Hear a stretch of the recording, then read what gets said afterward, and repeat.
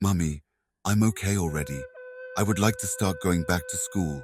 I miss my friends, Sarah told her mother as they were in the living room watching a soap opera. Are you sure? You're not feeling any more pains anywhere? Yes, Mum. Okay. This afternoon we would go and check with the doctor if it is okay for you to start going to school, and if he approves, you would resume tomorrow. Yes, I would get to see my friends, Sarah said happily. Mummy, do you know that I have a new friend? Tell me about it. Her name is Ruby. She's the same age as I am. She has a driver that comes to pick her up from school. She said her mother works in a hospital and is too busy to come pick her. She is nice. She just joined us this term, Sarah said with a smile on her face.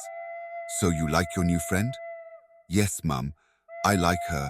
And people say we look alike, but I don't see any resemblance. Heh, Sarah. You're funny, Rose said in amusement. So I called you guys here because I have a job for you, she said. We'll do anything as far as our payment is assured. Look at this picture very well. You see this little girl? I want her kidnapped. She attends Bright Stars Academy. They dismiss by 1 p.m., so I want you to be there by 12:30 so you can wait for her and seize the opportunity before her mother comes to pick her up. Okay, madam, but we need a deposit before we start the job. Okay, this is 250,000 naira. When you complete the job, you'll receive the rest. She had hired 3 thugs to kidnap Sarah since she realized that a response from Amy wasn't forthcoming. She needed an alternative fast. She figured that it was probably Mike's child with Rose that was tying him down to the marriage. If she would be able to kill her, then maybe Mike would consider her.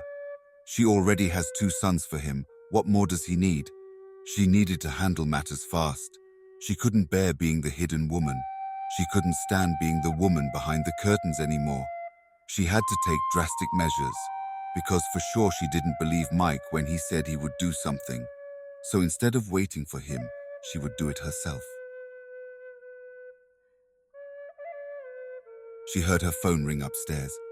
Rose was downstairs in the kitchen making lunch. She quickly rinsed and dried her hands as she rushed upstairs to pick the call.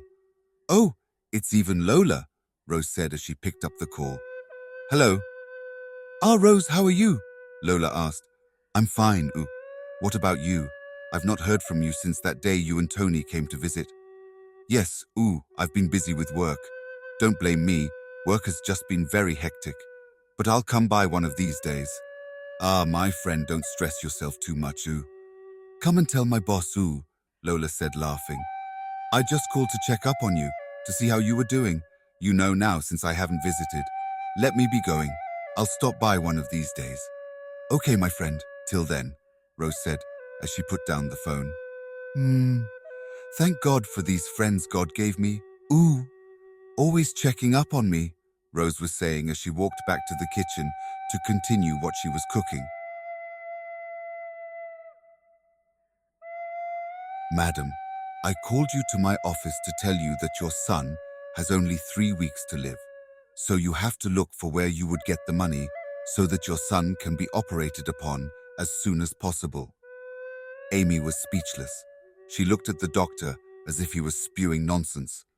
She couldn't lose her son. No, she would not let it happen. She had to come up with something fast. But what could she do?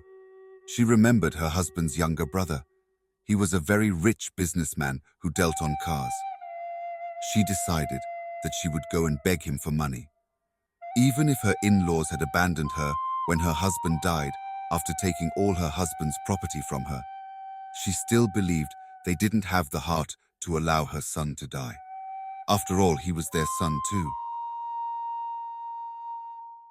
Yes, our wife. This one you decided to visit today.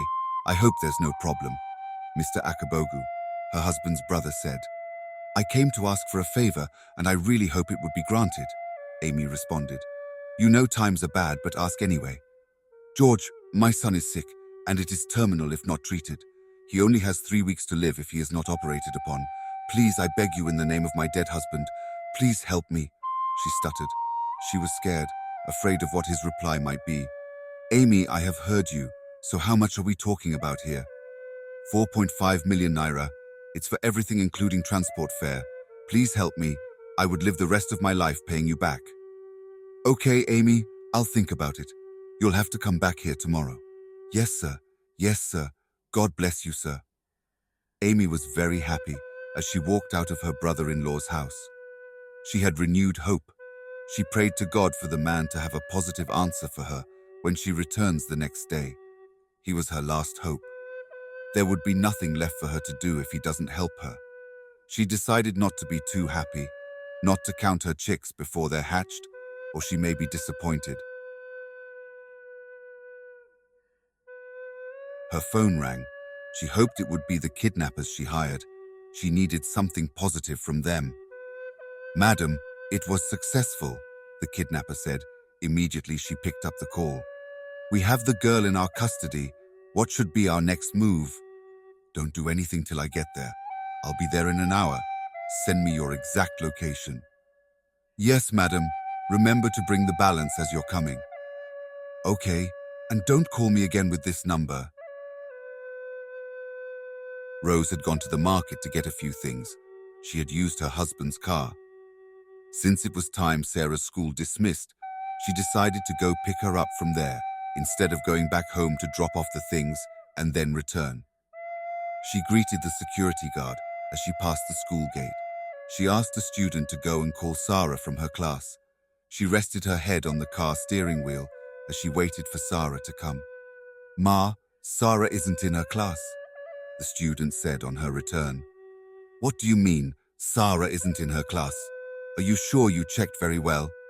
She is in nursery 3B. Yes, Ma, I checked well, but I didn't see her. Okay, you can go, Rose said, getting out of her car. Rose went to check for her daughter herself. She went to her class and the other nursery 3 classes, but she couldn't find her daughter. She started panicking. She went to the gate and held the security guard by his collar. You better provide my daughter. If you don't know, let me tell you now. She is my only daughter and nothing can happen to her. So wherever you kept, you had better provide her. If anything happens to her, I'll sue everyone in this school. Madam, calm down. Your daughter must be somewhere around, the security guard said. Rose didn't even want to hear a word. She continued ranting on. Why would you tell me to calm down? You're talking because it's not your daughter. Rose was already creating a scene when she heard a voice behind her. Mummy, why are you shouting? Rose turned her back, only to see Sarah looking at her with a surprised expression. Oh my God. Sarah, where did you go to?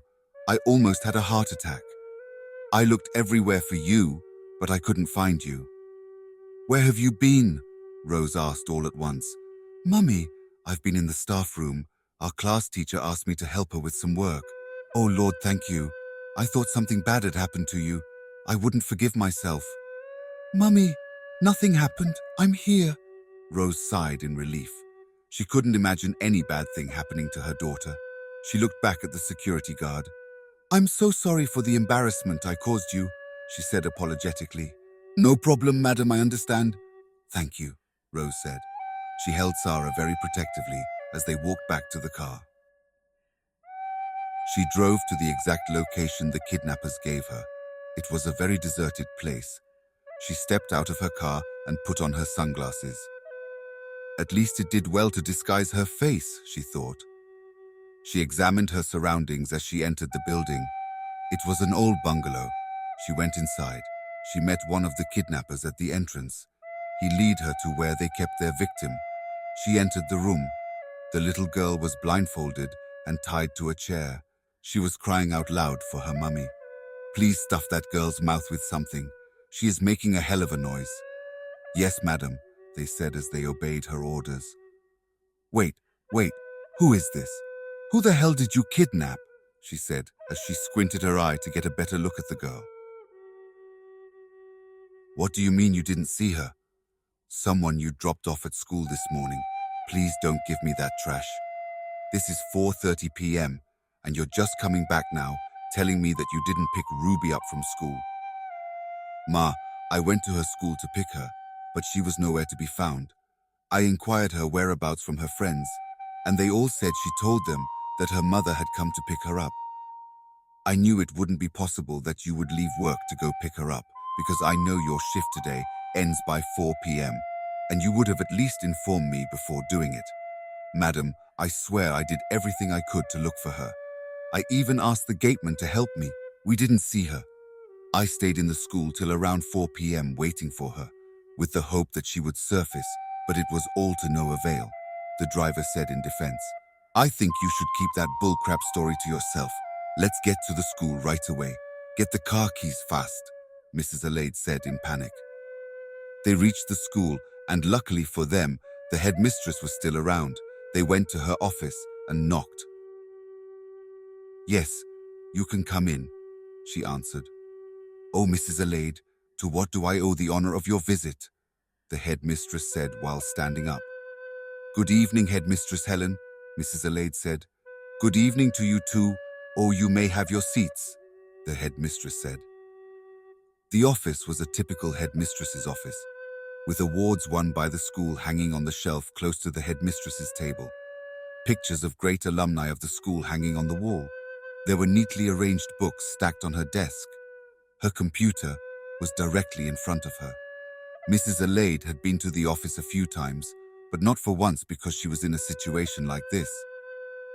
So how have you been, Mrs. Alade? The headmistress asked. I'm fine personally, but I'm not here for small talk. Let me go straight to the point. My daughter is missing. Mrs. What do you say?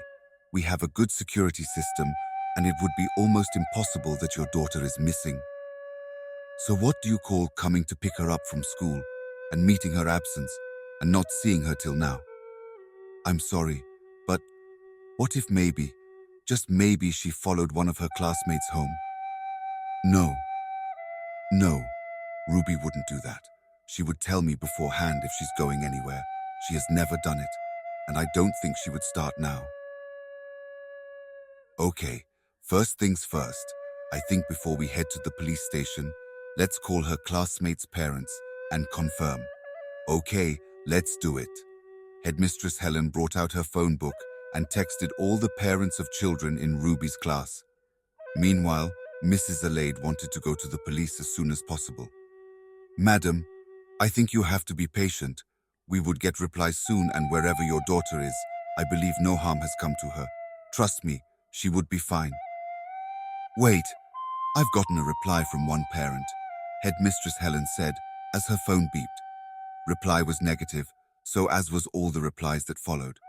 Then they headed to the police station to report the case.